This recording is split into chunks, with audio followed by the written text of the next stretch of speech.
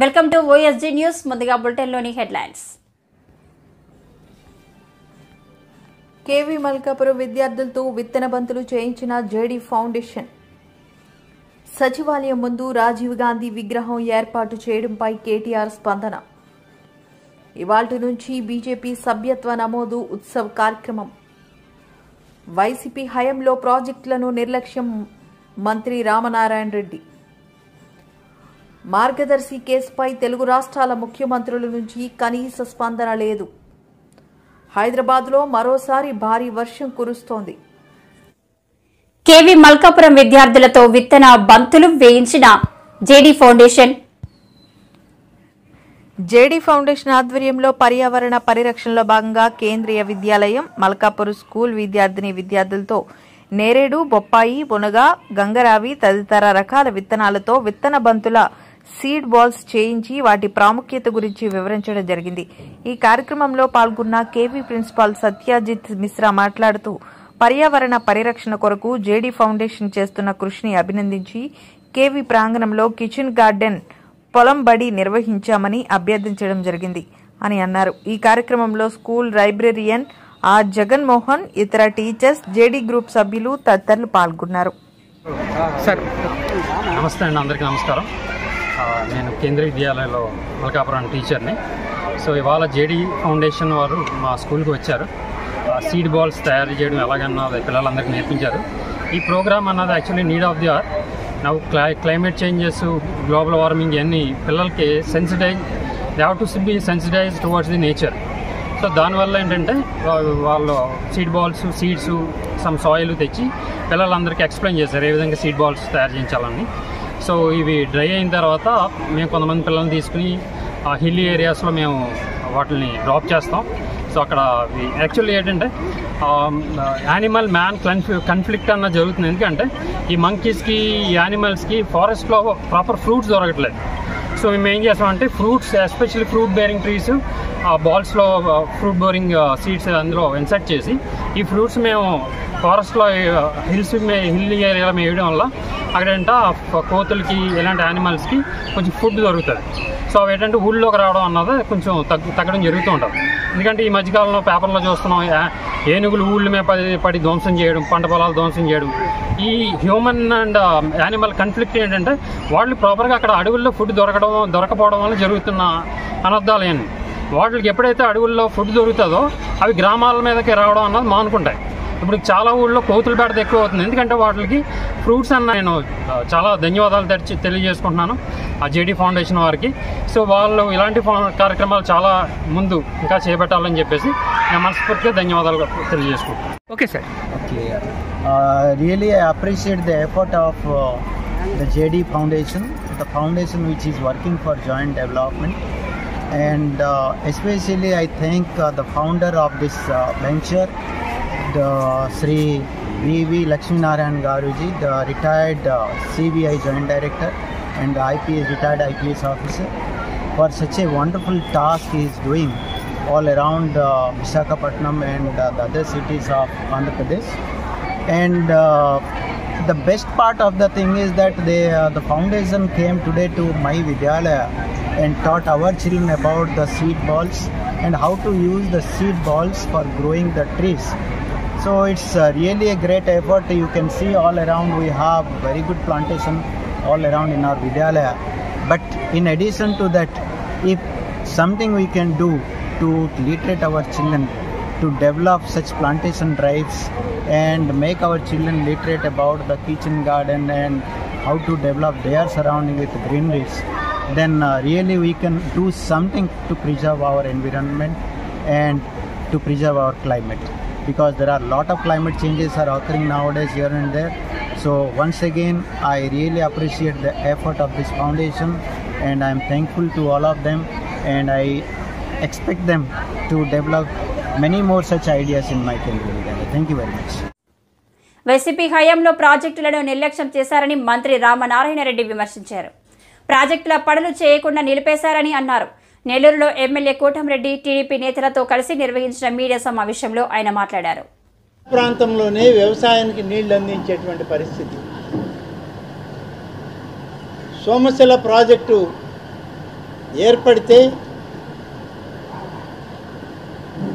మరింత ఎక్కువ భూమి సాగులోకి వస్తుందని చెప్పి ఆనాడు పెద్దలు ఆలోచన చేసి మొదలు పెడితే 1983 వచ్చే సమయానికి తెలుగుదేశం ప్రభుత్వం అధికారంలోకి రావడం, డాక్టర్ ఎన్టీ రామారావు గారు ముఖ్యమంత్రి కావడం, 3 రాష్ట్రాల సహకారంతో తమిళనాడుకి దాహార్తి తీర్చడానికి మంచినీరు ఇవ్వాలి అన్నప్పుడు రాయలసీమ నెల్లూరు జిల్లాలో రైతాంగానికి కూడా నీటిని విడుదల చేయాల్సిన అవసరం ఉంది. సోమశల ప్రాజెక్టుని 78 టీఎంసీలకు పెంచాలి అని చెప్పి నాడు ఎన్టీఆర్ సంకల్పం ఈ జిల్లాకి వరప్రసాదంగా మారింది. తెలుగు గంగలో అంతర్భాగం చేశారు సోమశల ప్రాజెక్టుని. తర్వాత కండలేరు జలాశయం 68 టీఎంసీలు. ఈ ప్రాజెక్టుల ద్వారా ఈరోజు నెల్లూరు జిల్లాలో దాదాపుగా 7 లక్షల ఎకరాల నీటిని వినియోగించుకుంటూ ప్రక్కన ఉన్నటువంటి తిరుపతి జిల్లాలో కూడా మరొక 2 లక్షల ఎకరాలకు సాగునీరు అందిస్తున్నాం. మనం ఎంత బృహత్తరమైనటువంటి సాగునీటి ప్రాజెక్టు బహుశా ఏ ఇతర జిల్లాలో కూడా లేదు. నెల్లూరు జిల్లాలోనే 2 మేజర్ ఇరిగేషన్ రిజర్వాయర్లు, ఒకటి 78 టీఎంసీలు, రెండవది 68 టీఎంసీలు. ఎంత పెద్ద ప్రాజెక్టు ఉంటే ఈ ప్రాజెక్టు బాగోగులు చూడాల్సిన బాధ్యత రాష్ట్ర ప్రభుత్వంకు ఉంది. ప్రాజెక్టులను నిర్మాణం చేయడం మన పూర్వీకులు పెద్దలు చేపడితే ఆ ప్రాజెక్టులు పూర్తవుతూ ఇంకా అక్కడక్కడ కొన్ని పనులు నిలిచిపోయి ఉంటే వాటిని చేస్తూ వచ్చాం. ఈ యొక్క పనులు పూర్తి చేయడంలో గతంలో 14 సంవత్సరాలు ముఖ్యమంత్రిగా ఉన్నటువంటి శ్రీ చంద్రబాబు నాయుడు గారు అధిక ప్రాధాన్యతనిస్తూ రాయలసీమ నెల్లూరు జిల్లాల యొక్క అవసరాలకి ఈ ప్రాజెక్టులు కావాలని చెప్పి నిధులు కూడా వెచ్చించడం జరిగింది. ఇంత పెద్ద ఎత్తున జరిగిన తర్వాత దురదృష్టం ఆ ప్రాజెక్టును కాపాడుకోవాల్సినటువంటి ప్రభుత్వం ప్రాజెక్టులని నిర్లక్ష్యం చేసింది. ఆ నిర్లక్ష్య ధోరణే ఇవాళ రాష్ట్ర రైతాంగానికి గొడ్డల పెట్టుగా తయారైంది. పోలవరం ప్రాజెక్టుకి ప్రాధాన్యత లేకుండా పోయింది 5 సంవత్సరాల కాలం. కాపర్ డ్యామ్ లాంటివి కూడా కొట్టుకుపోయి. మార్గదర్శి కేసుపై తెలుగు రాష్ట్రాల ముఖ్యమంత్రుల నుంచి కనీస స్పందన లేదని, కనీసం హైకోర్టు తాజా ఆదేశాల నేపథ్యంలోనైనా స్పందిస్తారో చూడాలని మాజీ ఎంపీ న్యాయవాది ఉండవల్లి అన్నారు. గతంలో జగన్ ఇంప్లీడ్ కావడం బలాన్ని ఇచ్చిందని, ఇప్పుడు చంద్రబాబు ఏం చేస్తారో చూడాలని ఆసక్తికర వ్యాఖ్యలు చేశారు. మూడోది, మహారాష్ట్రకు చెందినటువంటి ఓట్ ఫర్ డెమోక్రసీ అనేది ఒక రిపోర్ట్ ఇచ్చింది. ఆ రిపోర్ట్ ప్రకారం 12.54% ఏపీలో ఎక్కువ ఓట్లు లెక్కెట్టారని, పోలైన ఓట్లకి లెక్కెట్టిన ఓట్లకి 12.54% ఎక్కువని. 12.54 అంటే చిన్న విషయం కాదు. అలాగే పక్కనున్న ఒరిస్సాలో 12.48 ఎక్కువ లెక్కెట్టారు అని అతను ఒక పెద్ద లిస్ట్ ఇచ్చారు. వాడు ఎవరి ఓట్ ఫర్ డెమోక్రసీ ఇది ఫుల్ సర్క్యులేట్ అవుతుంది. ఇది అబద్ధం అయితే వెంటనే దాన్ని బ్యాన్ చేయాలి, వెంటనే చర్య తీసుకోవాలి. ఆంధ్రాలో 12.54 ఎక్కువ పెట్టారని చెప్పి అంటుంటే చంద్రబాబు నాయుడు గారు ఇందులో ఎక్స్పర్ట్. ఎందుకంటే ఫస్ట్ ఆయన ఈవీఎంలు తప్పు అని చెప్పింది ఆయనే. ఆయన దీన్ని క్లియర్ చేయాల్సినటువంటి అవసరం ఉంది. లేదా ఓట్ ఫర్ డెమోక్రసీ వాడు బోగస్ వాడు ఉత్తినే ఏవో పెడుతుంటాడు. నేను చూశాను వాళ్ళ పేర్లు, అందులో ఎవరెవరు ఉన్నారని. వాళ్ళంతా చాలా పెద్ద రిప్యూటెడ్ ఫెలోసే. మరి ఎందుకు అలా పెడుతున్నారు అని. ఇంకో విషయం, నిన్న బాలినేని అతను వేసినటువంటి పిటిషన్లో ఇప్పుడే దేశాయ్ గారు పంపారు నాకు. దేశాయ్ గారు పంపిన దాని ప్రకారం చీఫ్ ఎలక్టోరల్ ఆఫీస్ మీనా గారు 26/6/2024 నాడు ఒకటి ఇచ్చారు. అది అందరికీ కూడా తిరుగుతోంది, మీకు కావాలంటే పెడతాను నేను. దాంట్లో ఆయన చీఫ్ ఎలక్షన్ ఆఫీసరు ఆయన ఏమి ఇచ్చాడు, ఇవన్నీ కూడా కౌంటింగ్ అయిన 10 రోజుల్లో మొత్తం డిస్ట్రాయ్ చేయమన్నారు. అప్పుడే 20 రోజులు అయింది, 26వ తారీఖున ఇచ్చాడు ఆయన.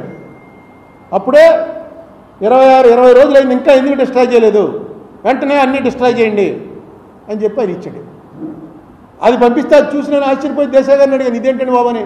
వెంటనే దేశాయ్ గారు యాక్ట్ తీసి పంపించాడు, section 81 of the representatives of people act. ఇప్పుడు అదే ఇక్కడ వచ్చి కూర్చుని రాసుకున్నది ఆయన ఇందులో పంపించాడు వాట్సాప్లో. దాని ప్రకారం 45 రోజుల వరకు అది సురక్షితంగా పెట్టించాలి. ఎందుకంటే ఎలక్షన్ పిటిషన్ ఎవడన్నా వేస్తాడేమో, ఎలక్షన్ పిటిషన్ వేసేటప్పటికి అన్నీ కూడా సురక్షితంగా ఉండాలి. 45 days టైం ఇచ్చింది యాక్ట్. మీకు గుర్తుందా, జక్కంపూడి రామ్మోహన్ రావు గెలిచినప్పుడు వడ్డీ వీరభద్రరావు కోర్టుకు వెళ్ళాడు. కోర్టుకు వెళ్తే అన్నాళ్ళు పట్టింది, 3 ఏళ్ల తర్వాత కౌంటింగ్ చేశారు. 3 ఏళ్ళ ఆయన 45 days కాలదోషం పట్టకుండా కోర్టుకు వెళ్ళిపోయాడు. కానీ యాక్చువల్గా అది వాయిదాలు పడి 3 ఏళ్ల తర్వాత కౌంటింగ్ చేశారు. చేస్తే 650-700 ఓట్లతో నెగ్గాడరా రామ్మోహన్ రావు అనుకున్నది 200-250 ఓట్లు కాదు, తప్పు, ఇతను నెగ్గింది 340 ఓట్లతో వచ్చింది జడ్జిమెంట్. ఇక అసలు మీరు 10 రోజుల్లో మొత్తం డిస్ట్రాయ్ చేసేయండి అని అంటే ఇంక ఎలక్షన్ పిటిషన్ ఏమి నడుస్తాడు? అసలు డిస్ట్రాయ్ చేసేటువంటి కంప్యూటర్లు ఆన్లైన్వి. ఇప్పుడు దానికి ఏమంటున్నారు వాళ్ళు, మీరు రండి మాక్ పోలింగ్ పెడతామని. మాక్ పోలింగ్ అంటే మనందరం వెళ్ళి ఇక్కడేమో చెప్పాలి, మేము ఇదిగోనండి మేము సైకిల్కి కొడుతున్నాం, మేమేమో ఫ్యాన్కి కొడుతున్నామని రాసుకుంటారు. అక్కడికి వెళ్ళి మనం సైకిల్కి ఫ్యాన్కి కొట్టాలి, చూపిస్తారు. ఇక చూడండి మీరు చెప్పినట్లు 12 మంది సైకిల్కి కొడతా ఉన్నారు, 12 వచ్చాయి. 80 మందికి ఫ్యాన్కి కొడతా ఉన్నారు, 8 వచ్చాయి. ఇది చేస్తారట పిలిచి మాక్ పోలింగ్ అని. ఇప్పుడు మాక్ పోలింగ్ అంటే అది ఇంకేముంది, మాక్ పోలింగ్ కూడా కావాలండి, ఆవేళ పోలింగ్ అయింది కావాలి. కానీ ఆ చిన్న స్లిప్పులు వస్తాయి. ఆ స్లిప్పులు ఎందుకు? ఇలాంటి కంటింజెన్సీకే, ఇలాంటిది ఏమైనా వచ్చినప్పుడు స్లిప్పులు లెక్కడానికి. ఆ స్లిప్పులన్నీ డిస్ట్రాయ్ చేసేసారట.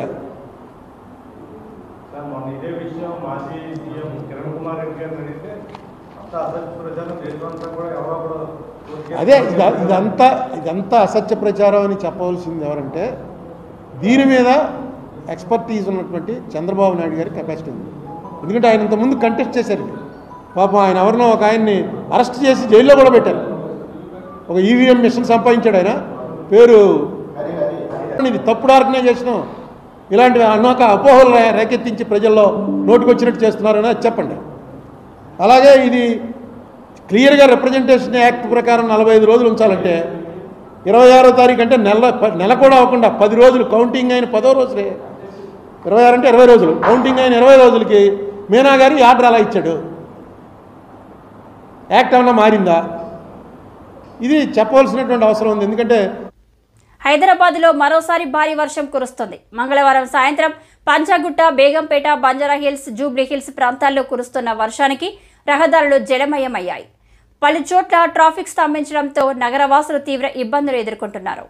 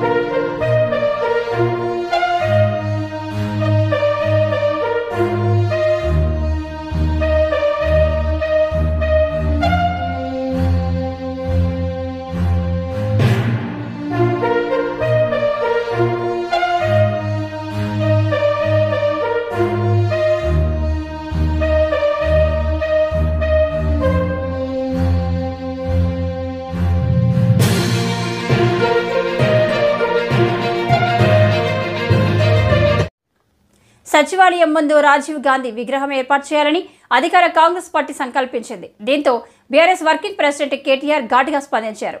భారత రాష్ట్ర సమితి అధికారంలోకి వచ్చిన రోజే అంబేద్కర్ సచివాలయం పరిసరాల్లో చెత్తను తొలగిస్తామంటూ ఎక్స్ వేదికగా తెలిపారు.